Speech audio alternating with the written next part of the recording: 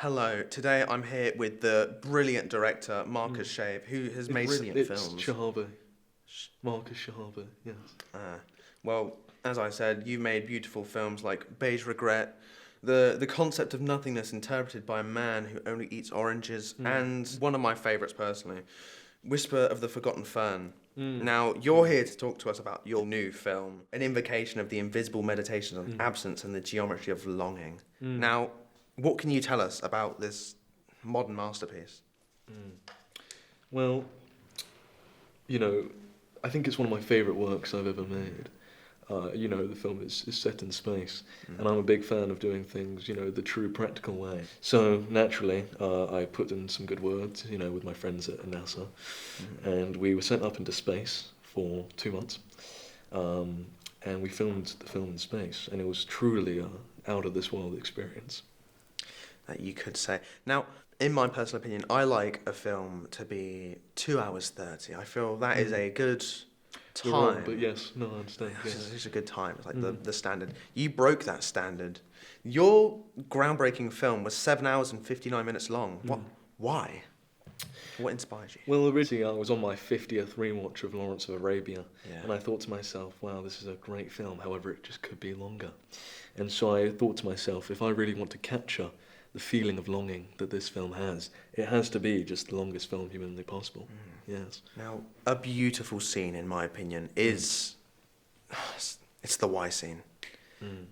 30 minutes of beautiful bird calling with our main character questioning why. Why inspired you? What? Well, originally that scene was going to be 32 minutes. However, it kind of dragged out a little bit, so we shortened it down to 30. The extra 2 minutes were really pulling the strings a bit. But that was quite all right with me. You see, I quite like the expressionistic types, and so that scene, he just screams, why? And that's my message for the world, why?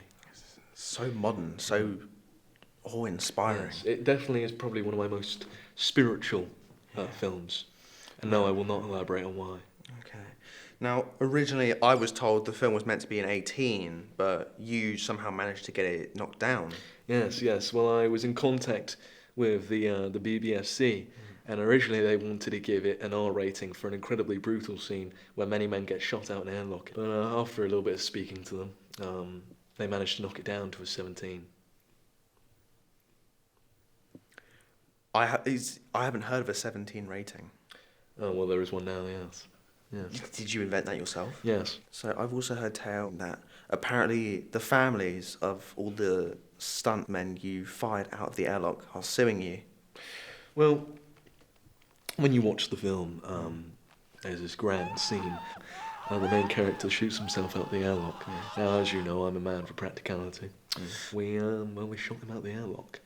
Unfortunately, he passed away quite briefly afterwards. So you didn't use special effects or anything for this film?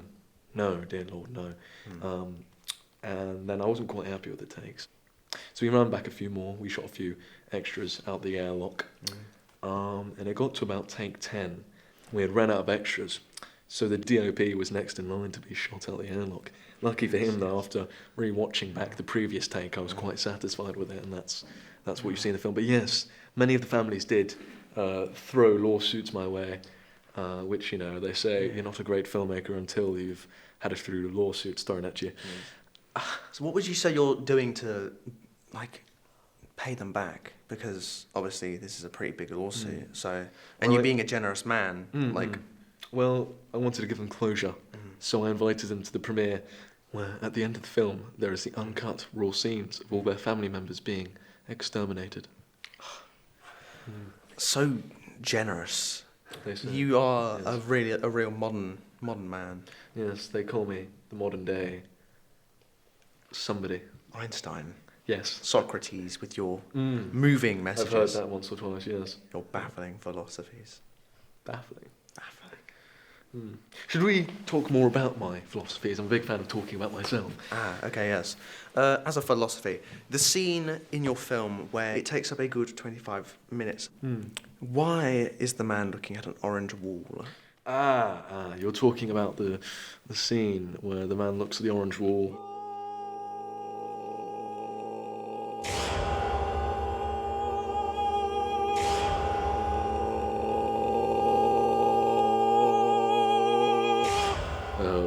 The producers told me on the original cut that I could only have him staring at the orange wall in pure agony and despair. But luckily in my director's cut, I managed to get them to let me have free reign. So we actually time travelled back on the TARDIS, picked up a dinosaur, came back to present day, and had the T-Rex called Jimmy bite his head off. So I really do recommend you watch the director's cut of my film. Is that out to the public? Depending where you look, yes. The violent imagery of it has caused it to be.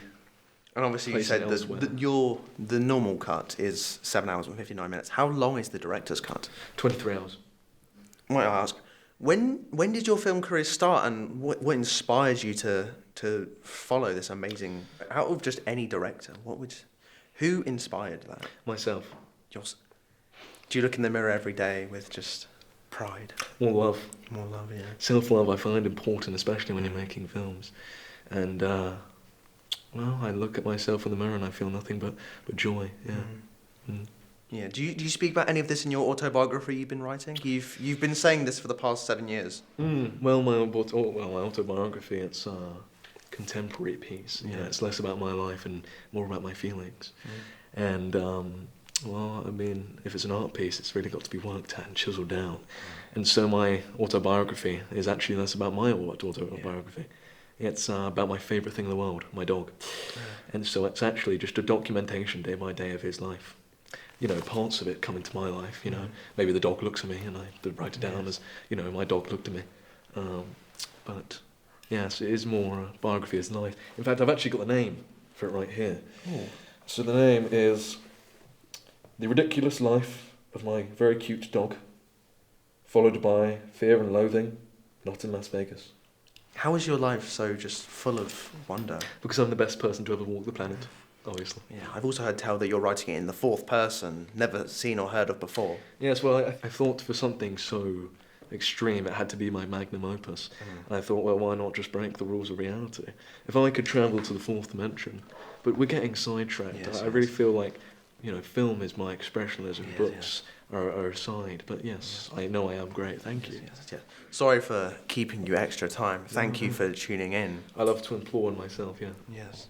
To end us off, what is your favourite film of all time? Now, that's a great question. That's one kind of question I put a lot of thought into. And my most foremost and confident answer is Spaceballs.